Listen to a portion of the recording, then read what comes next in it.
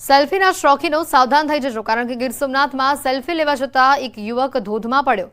જમજીર ધોધ પાસે સેલ્ફી લેવા જતા એક યુવક ખાબક્યો। જામનગરનો આ યુવક પરિવાર સાથે અહીંયા ફરવા આવ્યો હતો। સેલ્ફી લેવા જતા અકસ્માતે ધોધમાં પડ્યો છે। કોડીનાર ગીરગઢડા પોલીસની ટીમ સ્થળ ઉપર પહોંચી સમગ્ર મામલે તપાસ કરી રહી છે।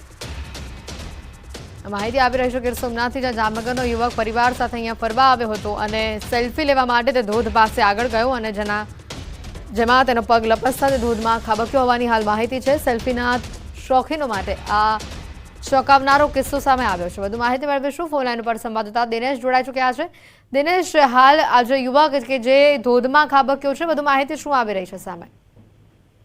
બિલકુલ હેતુ ખાસ કરીને આ જે જમજીરનો ધોધ છે કે જ્યાં આગળ જામનગરનો જે યુવાન છે તે તેમના પરિવાર સાથે ફરવા આવ્યા હતા। હાલ વેકેશનનો માહોલ છે એટલે સ્વાભાવિક રીતે પરિવાર સાથે લોકો ફરવા માટે નીકળતા હોય છે, પરંતુ આ જે જમજીરનો ધોધ છે ત્યાં આગળ બારેમાસ પાણી ચાલુ રહેતું હોય છે અને તેમના કારણે ત્યાં એક પ્રકારે કહી શકાય કે એકદમ લીસું થઈ જતું હોય છે। એટલે કે આ યુવાન છે તે તેમના પરિવાર સાથે ત્યાં સેલ્ફી લઈ રહ્યો હતો અને તે દરમિયાન અચાનક જ તેમનો પગ છે તે લપસી જતા ધોધમાં ગરકાવ થયો છે। જોકે હાલ ગીર સોમનાથ જિલ્લા તંત્ર દ્વારા તરવૈયાઓની મદદ લઈ અને યુવાનની શોધખોળ છે તે હાથ ધરવામાં આવી છે।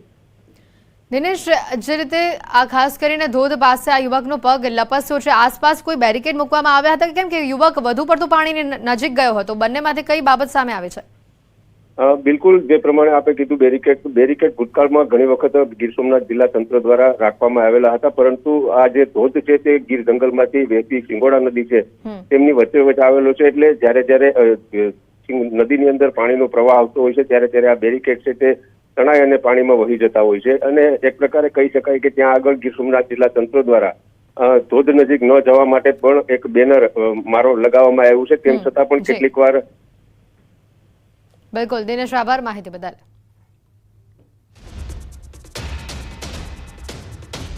વાત કરીએ મહત્વના સમાચારોને લઈને તો વિગતો આવી રહી છે। અમદાવાદ એરપોર્ટ ઉપર એમરજન્સી લેન્ડિંગ કરવામાં આવ્યું છે। દિલ્હીથી મુંબઈ જતી અકાશા એરની આ ફ્લાઇટ કે જેમાં બોમ્બની ધમકી મળી હતી, બોમ્બની ધમકીના પગલે ફ્લાઇટનું એમરજન્સી લેન્ડિંગ કરવામાં આવ્યું।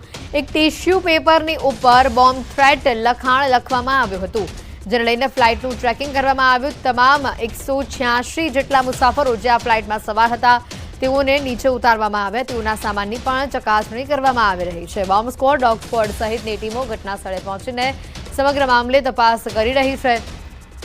બોમ્બની ધમકીના પગલે આ ફ્લાઇટનું એમરજન્સી લેન્ડિંગ કરાવવામાં આવ્યું હતું। એક ટિશ્યુ પેપરની ઉપર બોમ્બ થ્રેટ લખેલું હતું અને જેના પગલે તાત્કાલિક ધોરણે અમદાવાદ એરપોર્ટ ખાતે દિલ્હીથી મુંબઈ જતી આ ફ્લાઇટનું એમરજન્સી લેન્ડિંગ કરાવવામાં આવ્યું। વધુ માહિતી મેળવીશું। પ્રણવ અમારી સાથે સંવાદદાતા સીધા અહીંયા જોડાયા છે। પ્રણવ પાસે જઈએ અને વધુ વિગતો મેળવવાનો પ્રયત્ન કરીએ। પ્રણવ, જે રીતની આ માહિતી આવી રહી છે, બોમ્બ થ્રેટ મળ્યું છે, એક ટિશ્યુ પેપર પર લખેલું, તપાસ કરવામાં આવી રહી છે ફ્લાઇટની અને મુસાફરોની, હાલ શું સામે આવી રહ્યું છે?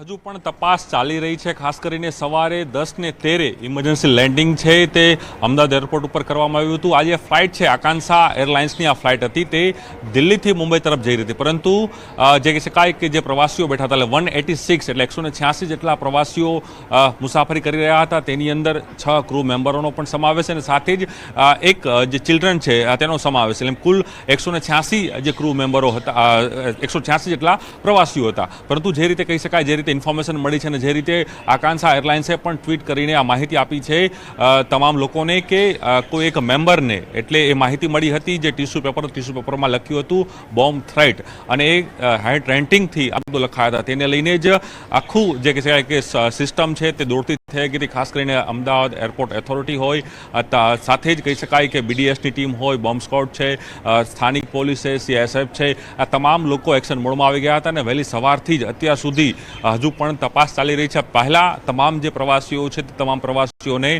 જે કહી શકાય કે ફ્લાઇટમાંથી નીચે ઉતારવામાં આવ્યા હતા, તેને સુરક્ષિત જગ્યા ઉપર બેસાડવામાં આવ્યા છે। ત્યારબાદ તમામ જે પ્રવાસીઓ છે તમામના લગેજ છે તે બહાર કાઢીને 1 બાય 1 છે તે બોમ્બ સ્ક્વોડની ટીમ દ્વારા તેને તપાસ કરવામાં આવી રહી છે અને સાથે જ ત્યારબાદ જે ફ્લાઇટ છે એ ફ્લાઇટને પણ આખી જે બોમ્બ સ્ક્વોડ દ્વારા તેનું આખું ચેકિંગ કરવામાં આવશે। ત્યારબાદ તમામ જે પેસેન્જરો આવે, તમામ પેસેન્જરોની પણ ઇન્ક્વાયરી છે તે સ્થાનિક પોલીસ તંત્ર અને સાથે CSFના જવાનો છે તે કરવાના છે। હું દ્રશ્ય આપને બતાવી રહ્યો છું અમદાવાદ એરપોર્ટ પર નીચેના એક્સક્લુઝિવ દ્રશ્યો બતાવી રહી જોઈ શકાય છે કે તમામ જે પોલીસના ઉચ્ચ અધિકારીઓ છે, BDSની ટીમ છે, સ્થાનિક પોલીસ છે, CSF છે કે તમામ જે પોલીસના ઉચ્ચ અધિકારીઓ, અહીં તમામ ઝોનના અધિકારીઓ, એ તમામ લોકો અહીં પહોંચી ગયા હતા. કારણ કે આ જે મેસેજ છે, દિલ્હીથી મુંબઈ આવતી આ આકાંક્ષા એરલાઇન્સની આ ફ્લાઇટ છે, તેમાં સવારે 10 કલાકે આ મેસેજ મળતા જ તમામ જે કહી શકાય કે પ્રિકોશનના ભાગરૂપે, સિક્યોરિટી પર્પસના ભાગરૂપે જે પાયલટ હતા, કેપ્ટન તરફથી એ જે ઇમરજન્સી લેન્ડિંગ છે તે અમદાવાદ એરપોર્ટને કરવામાં આવી હતી અને તેના જ કારણે અમદાવાદ એરપોર્ટ ઉપર ઇમરજન્સી લેન્ડિંગ છે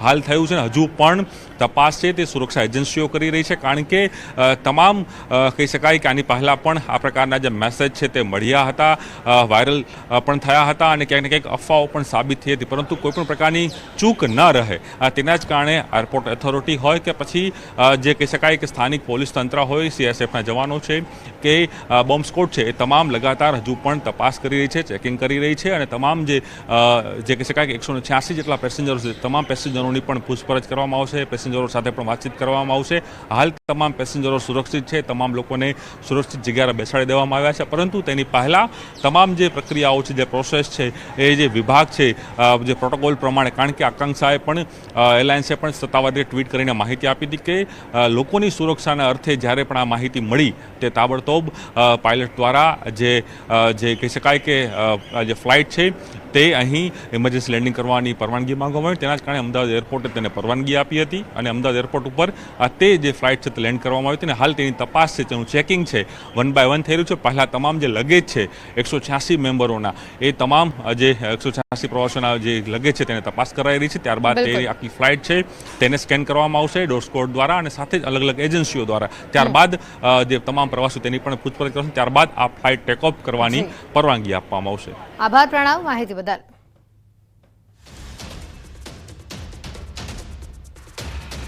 મુંબઈથી ચોંકાવનારા સમાચાર આવી રહ્યા છે. મીરા રોડ વિસ્તારમાં ક્રિકેટ રમતા એક યુવકનું મોત થયું છે. બોક્સ ક્રિકેટ રમતી વખતે બેટિંગ કરી રહેલા યુવકને અચાનક જ હાર્ટ એટેક આવતા ઢળી પડતા તેને હોસ્પિટલ ખસેડવામાં આવ્યો, જો કે ડોક્ટરોએ તેને મૃત જાહેર કર્યો. આ સમગ્ર ઘટના કેમેરામાં કેદ થઈ છે. કાશીગાંવ પોલીસ આ મામલે ADR નોંધીને વિગતવાર મેડિકલ રિપોર્ટની રાહ જોઈ રહી છે.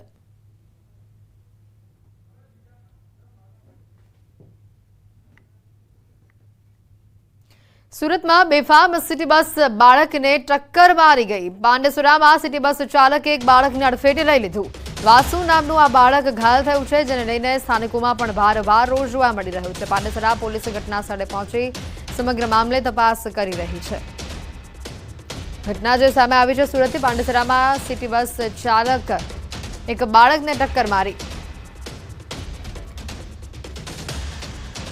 વધુ માહિતી મેળવીશું. સંવાદદાતા કેતન ફોન લાઈન ઉપર જોડાઈ ચૂક્યા છે. કેતન, જે માહિતી આવી રહી છે, હાલ બસ ચાલકની પૂછપરછ કરવામાં આવી રહી છે કે કેમ, અને સાથે જ આ બાળકની હાલત કેમ છે?